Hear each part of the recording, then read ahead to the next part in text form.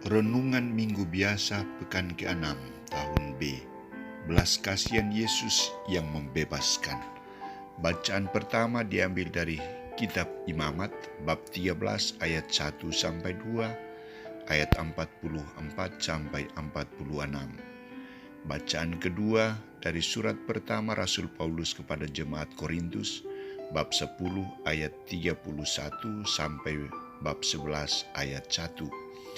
Dan bacaan Injil dari Injil Markus bab 1 ayat 40 sampai 45. Saudara-saudariku terkasih, orang selalu berusaha untuk membebaskan diri dari rasa sakit dan penyakit. Reaksi yang muncul saat orang mengalami rasa sakit dan penyakit adalah menolak, stres, marah, dan berusaha dengan berbagai cara untuk melepaskan diri dari penyakit itu. Saudara-saudariku terkasih, dalam 3 bacaan hari ini menampilkan belas kasihan Allah yang membebaskan. Bacaan pertama dikisahkan tentang aturan hukum pentahiran. Bila kita menyimak isi aturan ini, tujuannya bukan untuk meringankan beban penderita para penyakit kusta, melainkan menambah para penderitaan mereka.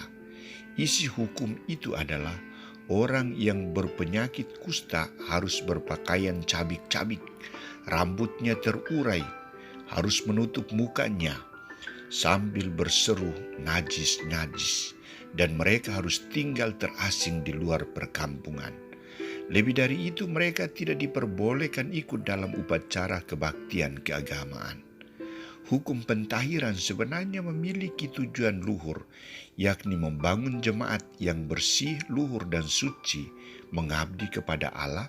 Namun dalam prakteknya, orang sakit diperlakukan secara tidak baik, malah penderitaan mereka dianggap sebagai hukuman Allah karena dosa mereka.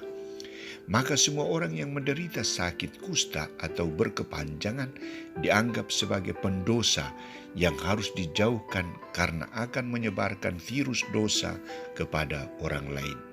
Tindakan ini sangat bertentangan dengan martabat luhur orang kusta sebagai citra Allah. Maka muncul pertanyaan, apakah pengabdian kepada Allah hanya merupakan hak istimewa dari orang sehat, orang kuat dan terpilih? Bukankah Allah adalah Bapa semua orang yang mau membagikan kasih-Nya secara ikhlas kepada semua orang?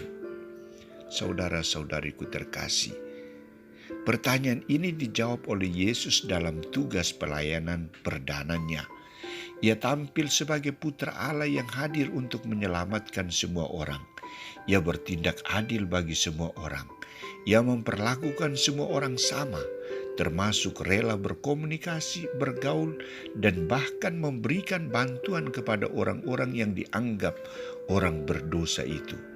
Kisah penyembuhan terhadap orang yang kusta di satu pihak mau menunjukkan bahwa hukum pentahiran yang hanya berlaku untuk orang yang sehat dan baik kini diubah oleh Yesus yang telah datang, Mesias yang sudah hadir.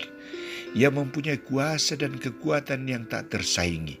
Ia mempunyai kekuatan hati yang berbelas kasih untuk semua orang, teristimewa untuk mereka yang sakit, menderita, mereka yang dianggap orang berdosa. Maka apa yang dibuat oleh Yesus? Ia mendengar permohonan orang kusta, memberikan jawaban, "Aku mau, jadilah engkau tahir." Di pihak lain, cara Yesus menyembuhkan orang kusta itu sungguh sangat manusiawi. Ia mengulurkan tangannya menjamah orang yang dicap najis itu tanpa menghiraukan ketentuan hukum yang berlaku. Ia sendiri akhirnya menjadi najis, kotor. Semua ini terjadi karena gerakan belas kasihan Yesus. Disinilah kekuatan Yesus yang menomorsatukan kehendak Allah untuk menyelamatkan manusia yang menderita daripada menegakkan hukum yang mematikan. Kehendak Allah itu yang membawa kesejahteraan dan kebahagiaan bagi manusia.